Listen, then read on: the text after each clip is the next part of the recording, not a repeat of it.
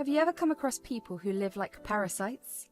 My name is Violet, and I have met 3 such people. My in-laws are your classic definition of leeches. They never worked hard and always wanted more than they could afford. My husband, Nate, was the only successful member and quickly became the cash cow for my in-laws. When I was dating Nate, I had no idea how bad things were. He did warn me, but I've refused to believe him. After getting married, I saw just how bad his parents Ben and Donna were. He also had a brother Shane who is the golden child and never worked a day in his life. He's not a teenager though. He's a grown adult in his 20s. Because of my in-laws, Nate and I had to sacrifice a lot. Nate has a good job while I was a stay-at-home wife. It was our joint decision since Nate worked a stressful job and needed someone to take care of him. We were okay with this arrangement. However, money was always tight because his family took away half of his salary. He paid their rent and utilities along with ours.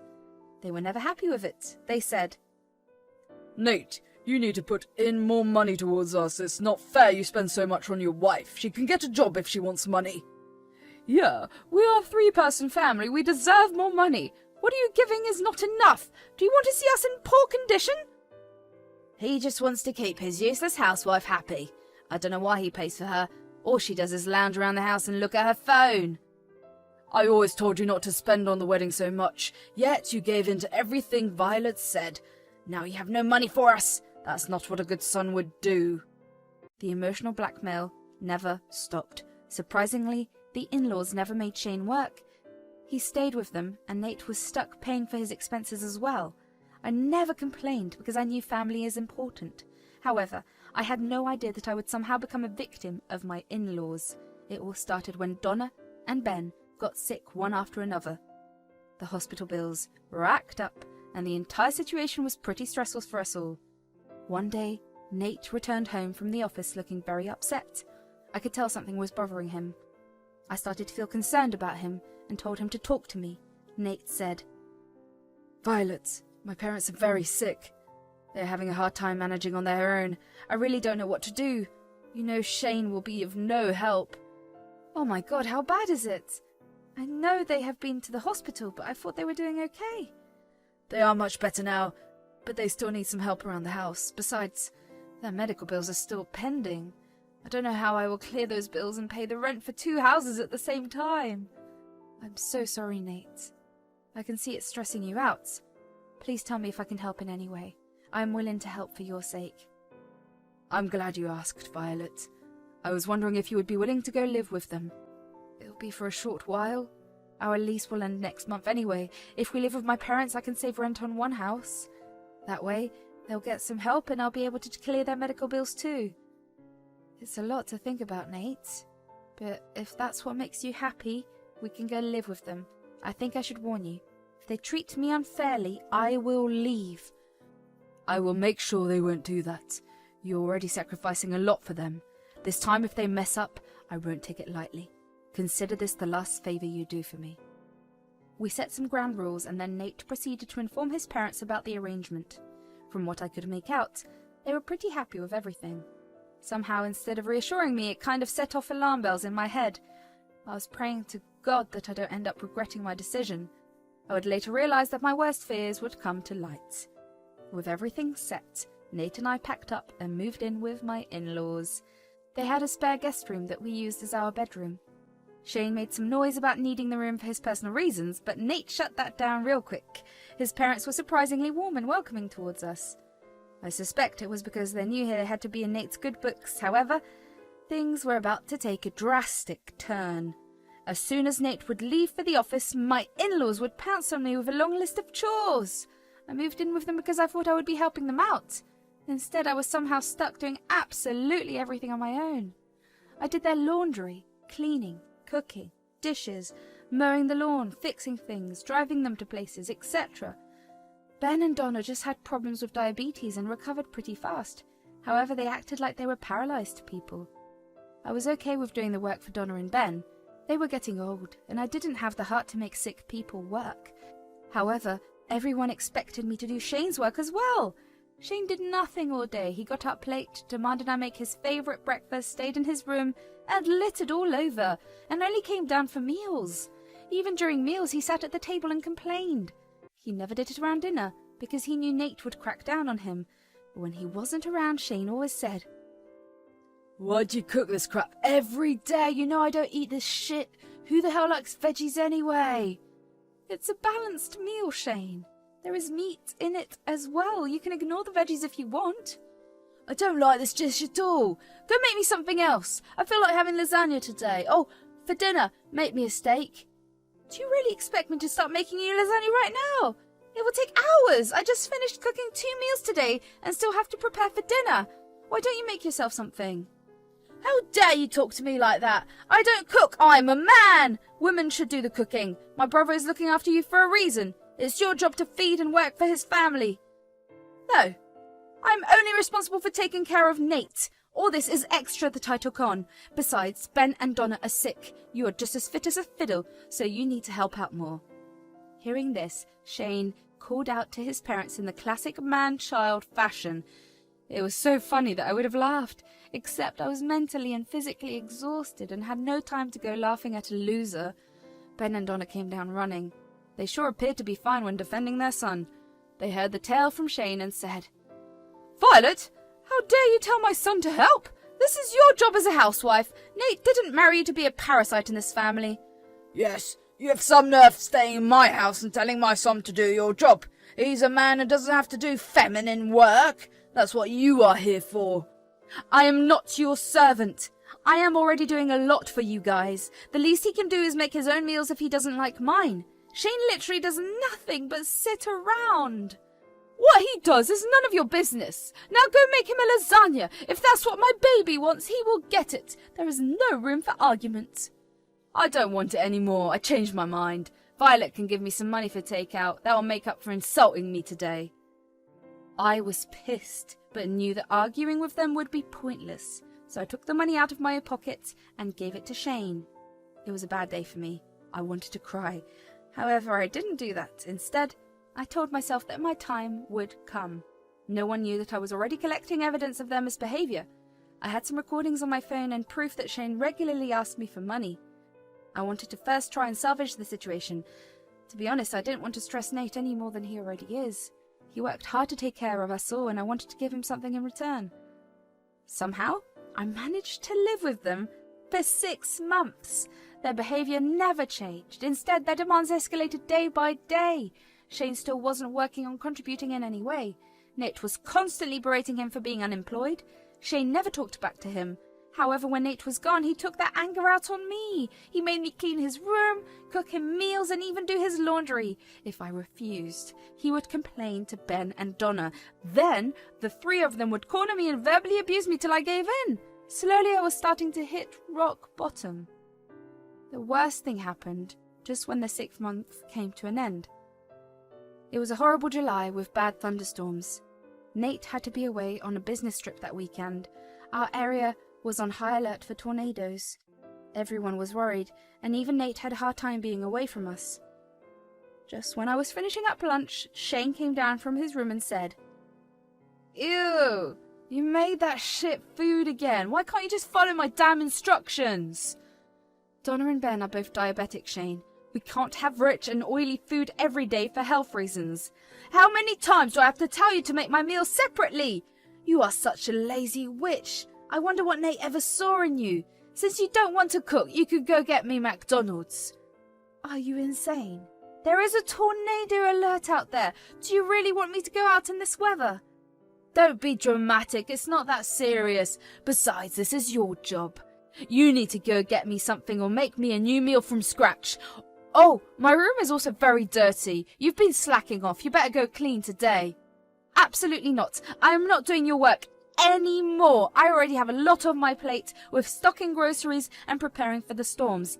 From now on, if you don't like anything, you can go cook your own food. You are a grown man, so clean your damn room on your own."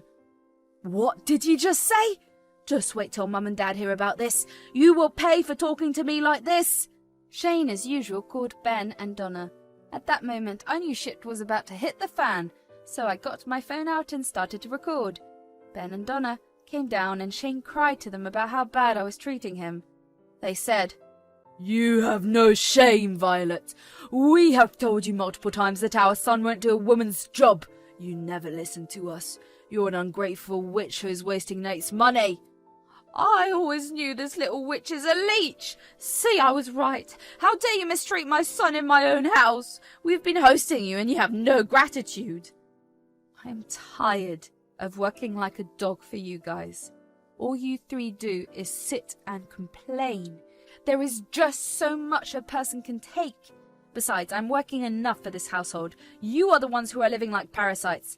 How dare you insult us and call us parasites? It's Nate's duty to look after his parents. And you, as the daughter-in-law, are responsible for taking care of us. Telling her won't work anymore. She's gone too far. We need to teach her a lesson. Ben, since it is our house, you are no longer welcome here, Violet. If you can't respect us and do your job, you need to get out. Yes, Mum, Dad, kick her out. That will teach her a lesson not to disrespect us in our house. With that, Donna grabbed me by my arm and took me towards the door. Before I could react, she pushed me out the door and locked it behind her. I fell on the wet grass and scratched my hands and knees. I immediately got up and went banging on their door. I said, "No, you can't kick me out. What is wrong with you? There's a tornado coming, and the thunderstorm is already here. You can't keep me outside." Stop shouting, Violet. It'll be of no use. This will be the perfect lesson for you. Now you will know what it feels like not to have a roof over your head. This is inhumane. You need to let me in. I can't stay out in the storms. It's not safe. I'm already drenched to the bone. Cry as much as you want. We will protect our son first. A girl like you needs to know her place. Now, go away before I call the police. I was still banging on their door and crying. The trio just turned and left to their rooms.